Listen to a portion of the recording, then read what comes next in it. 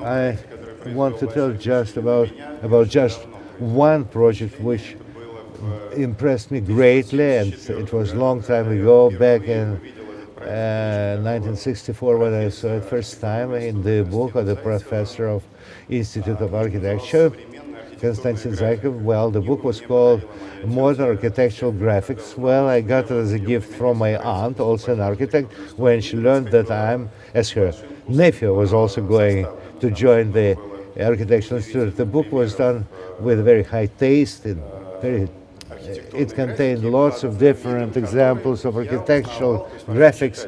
And I learned, like any reader, could learn a lot about modern contemporary architecture. There were some, drawings by Paul Rudolph. There were gouaches of Shushev, his drafts of Moscow Lenin's tomb. And among different illustrations was two pictures in the chapter dedicated to architectural makeshift, not only as a means of architectural presentation, which was specifically described by architect Zaitsev. May we go to the first slide, please? And this design looked very simplistic. It was a very simple form. The next one, please. Well, two semi-spheres connected by a small path, and that's all. And this picture really stuck in my memory for many years to come, and really it raised a big question in my mind, because it was quite opposite to the concept of monument, which we immediately associate with works by Vucetich or his monument of Dzerzhinsky. And here was just simple plastic form. And for a long time I thought that three Soviet architects back in 1965 had designed such a monument consisting of two kind of plates or two hemispheres just connected by some plank walk. And then later, when I already was a student in the institute, my tutor told me about three young Soviet architects who were the winners of a contest in Geneva, well, on occasion of 100th anniversary of Communication Union. So I think it's clear that organization was set up, founded in 1865, probably quite strong, even powerful, which decided to commemorate its centennial with something really important. So he told me about these three Soviet architects who won the contest but who were not permitted to implement it in the material. Then a few years later I had met one of the authors of this project. There were three of them: Roman Kanan, Lev Pisarz, and Yuri Avvakumov. I met one of them, and he told me the whole story, how this monument was designed and what was the core idea. And the core idea was not just two hemispheres connected, but the idea was that both of them were the turning paraboloids, and it contained just this echoing effect. When you clap, palms, and then you see the reverberation of the sound. So one of the designers told me that this effect of echo they felt first in the buffet at the movie theater Udarnik. And I remember very well, if you clap there, you immediately generated echo there. So while sharing mugs of beer there, they decided to use the echo effect. And the side of these two hemispheres, it definitely had to emerge, and then later on checking with the acoustic specialists really was generated there. So the monument, you come up on the ramp into this monument, 19 meters high, and there his steps and his sounds start reverberating and echoing, because he appears to be in the acoustic focus of this parabola structure. And this monument is really becoming kind of sounding monument. I never met anything like this and never heard of anything like this ever. And quite evident, nobody ever came across such a phenomenal monument. Really, it was a message addressed to 21st century, and only now the artists and designers start using, this sound effect into the some structure sitting, say, outdoors. And besides, well, the sounding story element, I heard that they wanted to cover, the walls with titanium. And remember, well, that, this big, monument on Prospect Mira, well, to the, exploration of space, was built back in '64, also, decorated and covered with titanium. But it didn't happen, but it never was, completed because, well, the contest, the competition was announced in '64, then the first phase took place in '65, and, well, there was a recommendation from the jurors chaired by Osip Satkin, and among architects it include French architect Douton, if maybe somebody, well, quite a very representative, team of sculptors, also international. So the guys managed to get through the first phase, and they got into the second. Well, so they had to minimize the diameters because it had to fit into the urban environment. Вот та самая городская среда, которая существовала там в 1965 году из зданий, вероятно, одно из зданий. So this is one of the buildings. It's a different building now. So in 1972 they built this tower that we can see today. So titanium, as you can imagine, it means two mirrors that are in front of each other. So they create these limitless reflections.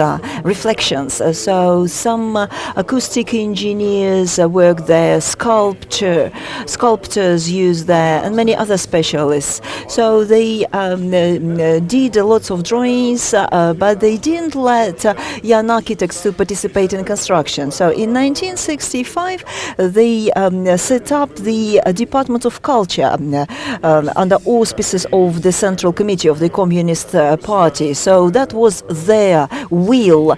They didn't want to,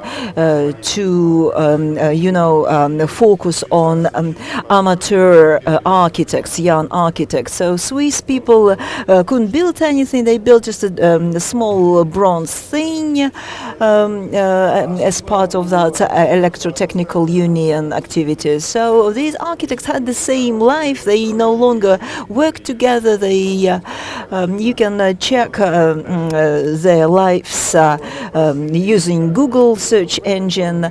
But this was a real enlightenment that unfortunately couldn't be seen anywhere else. So these are some sketches of Roman Kanayan and for that monument, and this is part of detailed design drawing.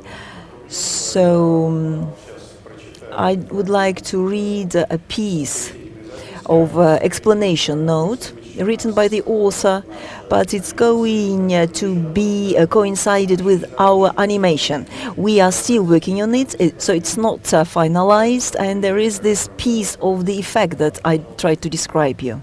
So can you show the video, please? This is the view, overhead view from the top, not far from the Square of Nations, not far from the Palace of Nations. On that axis, that would be a great place for this piece.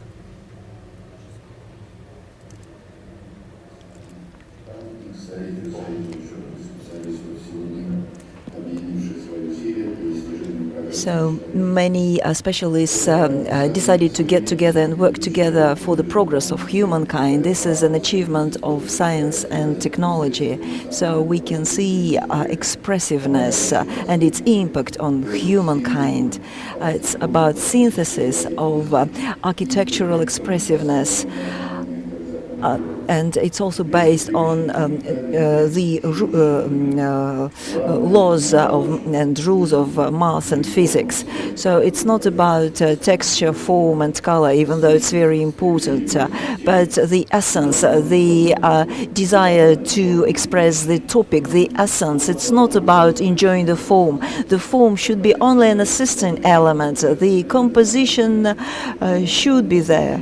It should be inventive, and this monument is a spherical. Is about spherical surfaces, and they are looking at each other, and there is some kind of a bridge structure that enables a person to move along it. So the form and the material provide some interesting qualities to this piece, just like the external environment. So it becomes full of sound, and we can hear different sounds, both of those created by people and the natural environment.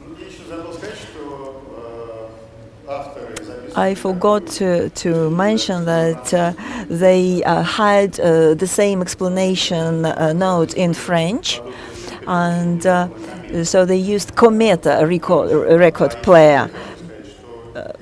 And as you can see, it's not very expensive, and this piece could be standing somewhere in front of garage.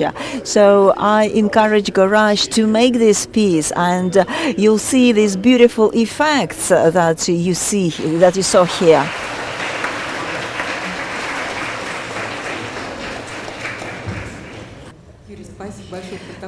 Thank you very much, Yuri. Such a beautiful, such an interesting thing. And I remember that there's an arch of lavas in Kazan that also has some acoustic effect. If you, for example, say something whispering, you'll hear it on the other side. So this was built by Igor Gerasimov in the 1930s. I haven't heard about him. That's true, but this often happened by chance. Grand Railway Station in New York, Grand Station in New York. So they also have those massive arches, and you can stand by the foundation of one arch, and then you can hear what some other person standing by different arch can say, even though there are spans of space that separate you. But you can see how different this project is, because they explained it in the explanation note, but you know their names, you know their sketches, the drawings, and we still have one of those authors who is alive. So don't miss your chance. Одну секундочку, можно?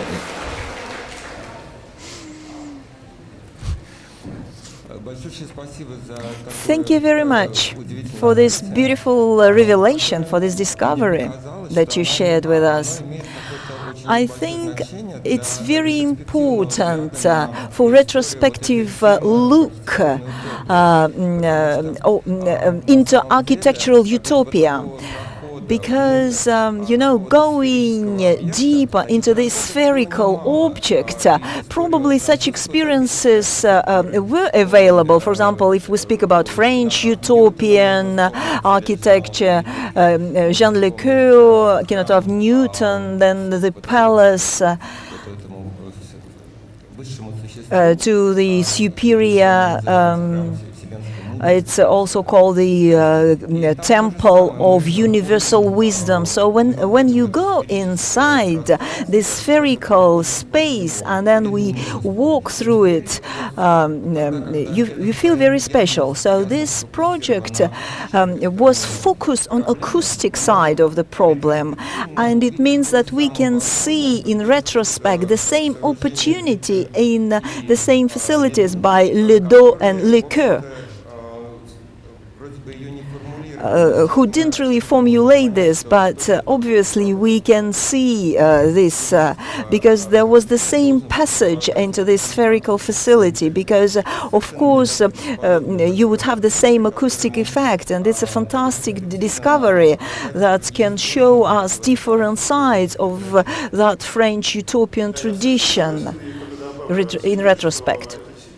Yes, but I just wanted to emphasize that this is a unique case because there are different cases of arf, viola, harp, because the architects use something, expand the volume, and then whenever wind blows, it creates the noise. Whereas this is different. It's like a volume, so you have to go into it, you have to enter this space, even though the authors were speaking about the noises of the city, but I'm not really sure how it happens. But you know, the person talking to someone, and also this ramp allows two people to walk along it. So, and then everything is turning into this special melody. So this is very important because this is about architectural volume, which is creating this sound.